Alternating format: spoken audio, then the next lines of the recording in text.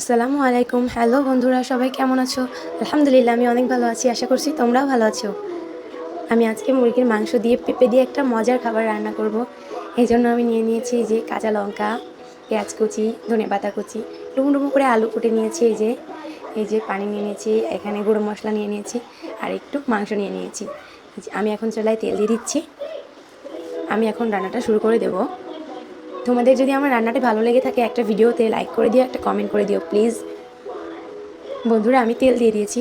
এখন আমি দিয়ে দিব পেঁয়াজ কুচি, এরপরে দিয়ে দিব আমি মরিচের ফাল্টি করে রেখেছি, মরিচগুলো দিয়ে দিব। এবার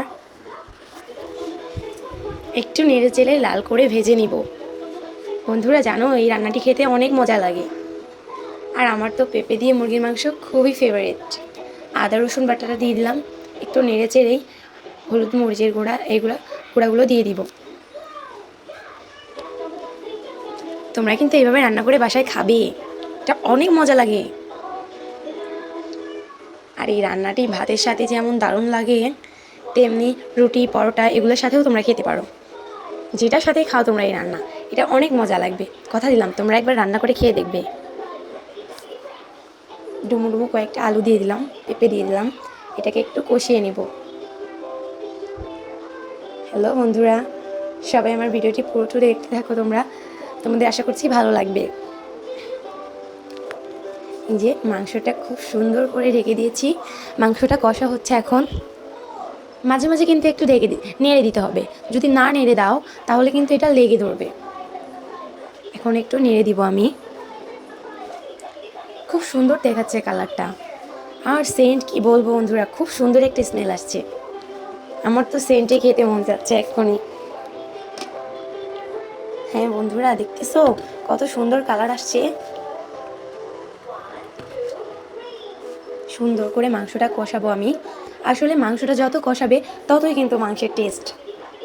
যদি তুমি হালকা পাতলা কষাও তাহলে কিন্তু মাংসের প্রপার টেস্টটা আসবে না।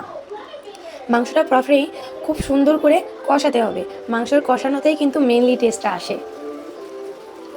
যদিও এটা ছোট মুরগি ছিল, এটা খুব তাড়াতাড়ি গলে যাবে, তবুও আমি অনেকক্ষণ কষিয়ে নিয়েছি। আর একটু ঢেকে দিব, পেঁপেগুলো খুব সুন্দর করে গলে যাবে, একদম মোমের মতো গলে যাবে। এই যে ঝোল দিয়ে দিচ্ছি, এখন একটু নেড়ে চেড়েই নামিয়ে নিলেই হয়ে যাবে আমার রান্না। সো বন্ধুরা, তোমরা দেখতেই থাকো আমার ব্লগটি। খুব সুন্দর লাগছে কালারটা, আর গুটি গুটি ঝোলগুলো যে ফুটছে দেখতে কি সুন্দর লাগছে আমার কাছে। আর একটু ঢেকে দিব, 5 মিনিটের মতো ঢেকে দিলেই হবে। হয়ে গেছে আমার রান্না। এই যে তুলে নিলাম আমি। এখন এটাকে নেড়ে চেড়ে সুন্দর করে বেড়ে নিব, তাহলে কিন্তু আমার রান্নাটা একদম পুরো কমপ্লিট বন্ধুরা। সুন্দর হয়েছে তাই না? তোমরা কিন্তু অবশ্যই কমেন্ট করে যাবে। আমার ভিডিওতে একটা লাইক একটা কমেন্ট করে দিলে কি হবে বলো? তোমরা যে এত কষ্ট করে আমি তোমাদের জন্য ভিডিও বানাই, তোমরা যদি একটা লাইক একটা কমেন্ট না করো আমার খারাপ লাগবে বন্ধুরা। তোমরা প্লিজ একটা লাইক কমেন্ট শেয়ার করে দিয়ে প্লিজ চলো এবার এটাকে খেয়ে টেস্ট করে বলি তোমাদের কেমন হয়েছে। দেখো আমি বসে পড়েছি, আমার তো আর টস হচ্ছে না, তাড়াতাড়ি নিয়ে নিলাম। এবার খেয়ে তোমাদেরকে বলবো। অনেক মজা হয়েছে বন্ধুরা, তোমরা বানিয়ে কিন্তু খাবে, দারুণ হয়েছে, খুব সুন্দর লাগছে খেতে। সাথে বড়া বানিয়েছিলাম, বড়াটা খুবই